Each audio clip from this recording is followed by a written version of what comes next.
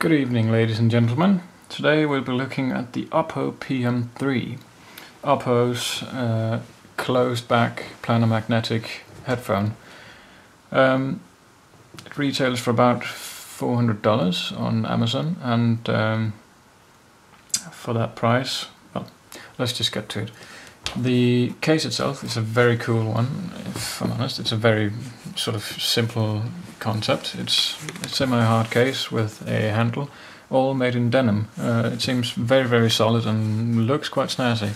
And it's quite flat as well, so you can actually stick it in a bag quite easily. Inside the case, which opens with a zipper, which seems of very good quality to be honest, you'll find sort of a felt lined case with the headphones lying flat in here. It sort of has this strange design in here where it has this flap there which parts the headphones, and the bag just lies in here which has the cable in it. So let's just first take a look at the cable to get that out of the way. Comes in this bag, sort of straightforward cloth bag.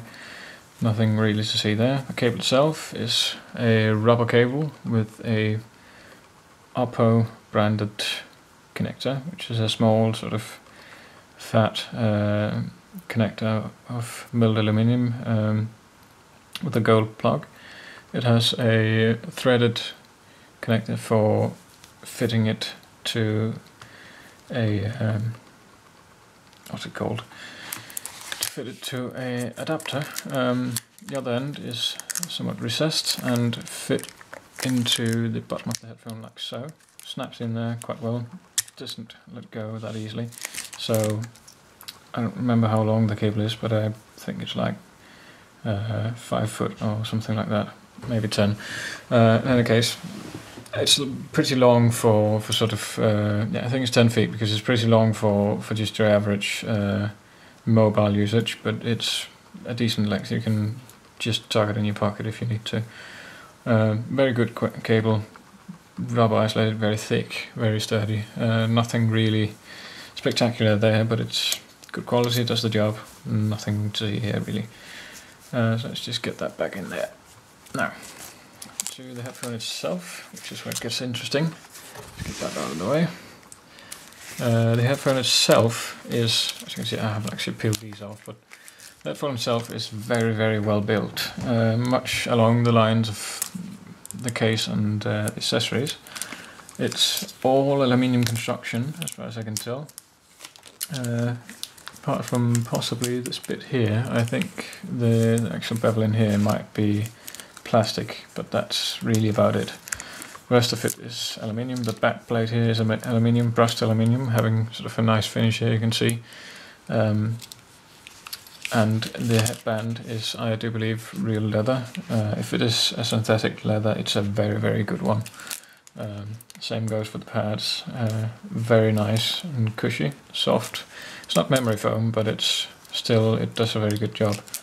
They are over the ear, but I'd say around the ear in the sense that they do hug your ears quite a bit, so it does tend to get a bit hot when wearing them, but they are around the ear and comfortable but warm, in my opinion.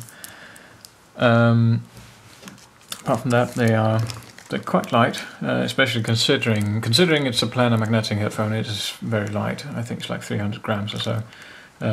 Swivels in both directions, so you can lay them flat on your chest when you're not using them, and also, like you saw in the case or in your bag, if you feel like just throwing them in your bag anyway, then you can also fold them flat. And the connector only fits on this side, as you can see there. It doesn't go to both sides, so that's maybe a bit of a bummer in some people's eyes, but yeah, left side only. Personally, I'm not really annoyed by that.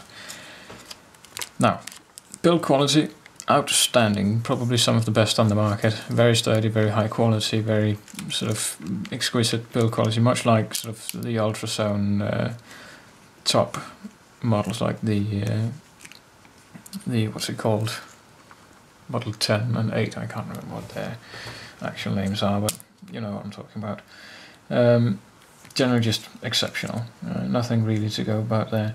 The sound quality is where it gets strange, because it's a planar-magnetic headphone, so you would expect a warm sound, but this is a bit over the top, if you ask me. These headphones are very, very, very mid-focused.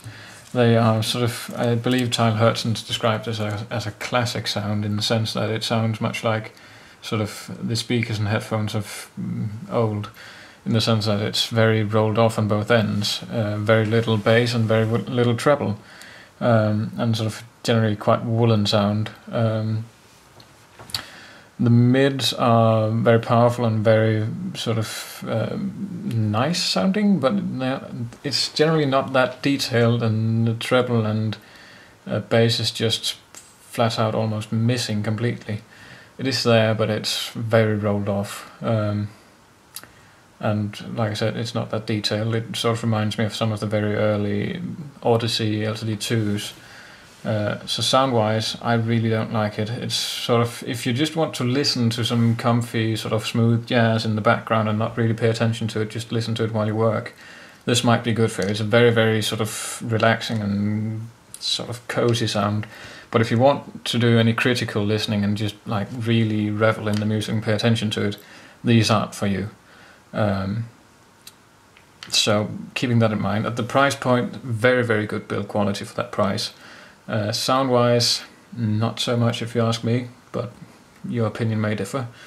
That's really all I can say about these. For jazz, smooth jazz, that sort of stuff, very low tempo, ambient, generally just relaxing, cozy music without too much acoustic sort of sparkle in it, these might be good. But that's about it, really. If you have any questions about them or anything else I may be able to help you with, feel free to ask me in the comment section as always. And if you like this review and want to see more, feel free to thumbs up and subscribe. That's all for now, folks, and have a good evening.